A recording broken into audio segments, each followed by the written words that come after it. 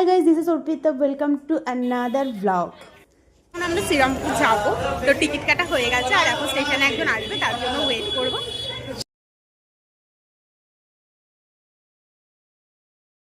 শ্রীরামপুর চলে এসেছে অ্যান্ড আমার সাথে রয়েছে, আমি আছি, সুপর্ণা আছে অ্যান্ড সায়নদী আর ভিডিওটা করছে। তো দেখি আমরা কি হয়, লাস্টে খুব সুন্দর সাজিয়েছে আর বেশি সামনে যেতে যেতে আমরা দেখি, ঠিক আছে?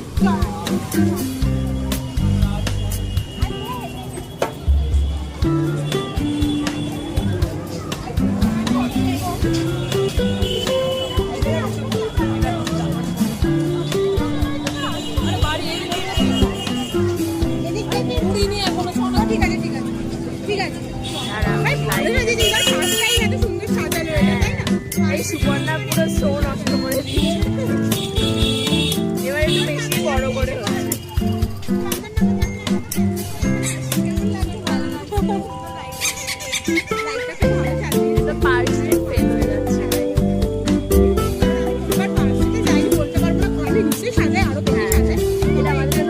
This is Srirampur coffee house. তো এখানে লেখা রয়েছে আই লাভ শ্রীরামপুর।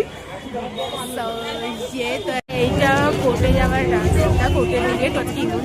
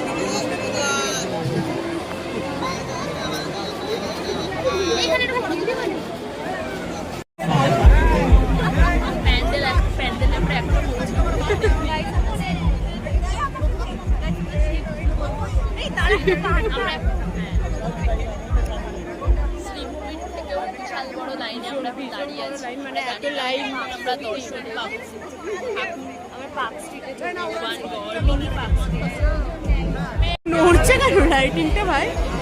আরে কেউ মারাচ্ছে, এদিকে আসে না তো? না না, এটা তো ওয়ানির সাথে লাইটিংটা এরকম নড়ছে কেন? এটা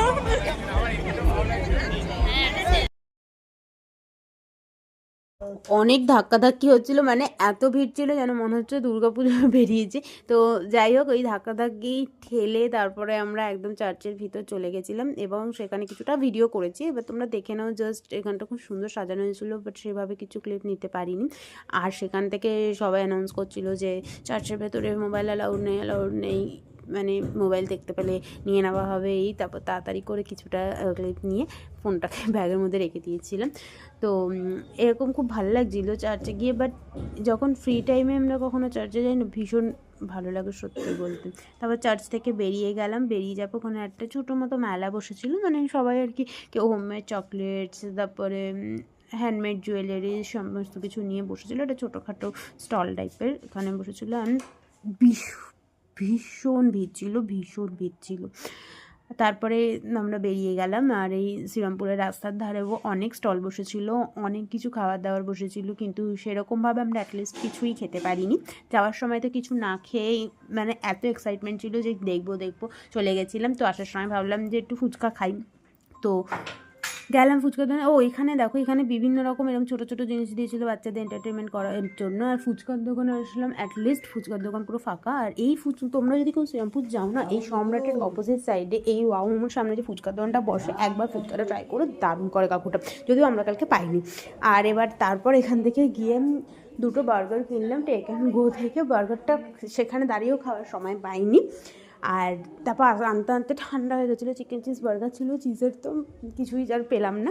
তারপর আসলে স্টেশনে বসে আমাদের খেতে হলো, কিন্তু বার্গারটা সত্যি বলতে ভালো ছিল না, একদম ভালো ছিল না।